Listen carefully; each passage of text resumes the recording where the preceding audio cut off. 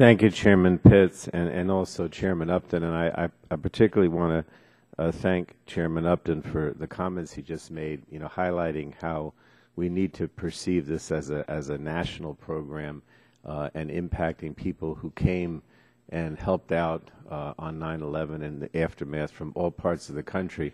My staff probably is tired of my telling the story, but I remember within a few days after the attack, we went up to New York City with President Bush, and I was standing next to this big yellow fire engine that said Hialeah, Florida. And I said, what is this truck doing from Hialeah? Because I think it was only 1 or 2 days after. And I wondered how it even got there so quickly. And I talked to the firemen from Hialeah, Florida, and they said, oh, as soon as this happened, we just got in our fire truck and we drove up from Florida because we wanted to help.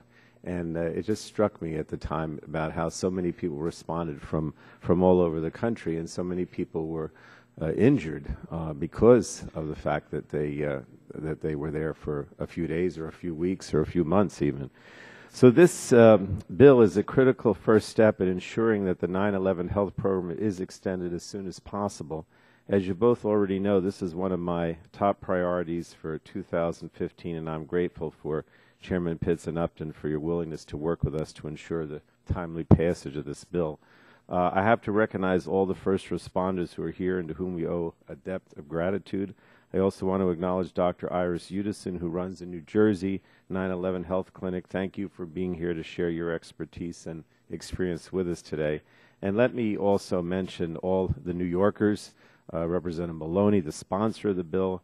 I don't know if Representative Nadler is here, but certainly he's been involved from the beginning. Representative King, I see, who joined the committee today, as well as our representatives, Yvette Clark, Elliot Engel, and also my colleague from New Jersey, Leonard Lance, who's a co-sponsor. Since day one, you've all fought tirelessly to ensure that our nation's 9/11 responders and survivors are cared for, and I'm proud to fight alongside you.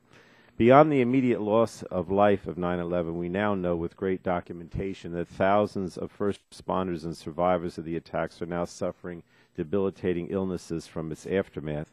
In fact, more than 100 firefighters and 50 law enforcement officers have reportedly lost their lives to WTC-related health conditions.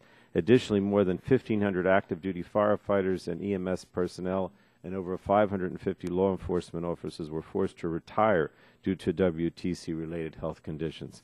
We now have a deep understanding of how the tons of dust, glass fragments, and other toxins released into the air affected both responders and survivors. Illnesses include respiratory diseases, gastroesophageal disorders, mental health conditions, and cancer. And that's why the James Zadroga 9/11 Health and Compensation Act, signed into law in 2011, is so critical. It established a program to monitor and screen eligible responders and survivors and provides medical treatment to those who are suffering from World Trade Center-related diseases. But what is so important to note is that this program isn't there to provide health insurance. These are complicated conditions that are chronic in nature and require special expertise to appropriately diagnose and treat. That is why the program includes a network of clinics and providers specifically trained to treat these diseases.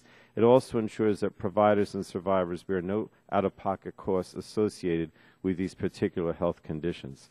The WTC Health Program currently provides monitoring and treatment services for more than 71,000 responders and survivors. They reside in every state and in 429 of the 435 congressional districts.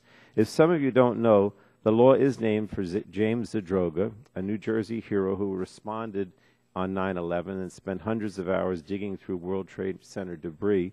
Mr. Zadroga died in 2006 from pulmonary disease and respiratory failure after his exposure to toxic dust at the World Trade Center site. Like him, thousands of people from all over this country came to the aid of our country and helped others at ground zero. Those responders and survivors should not be abandoned, and I hope we can extend the health program without delay.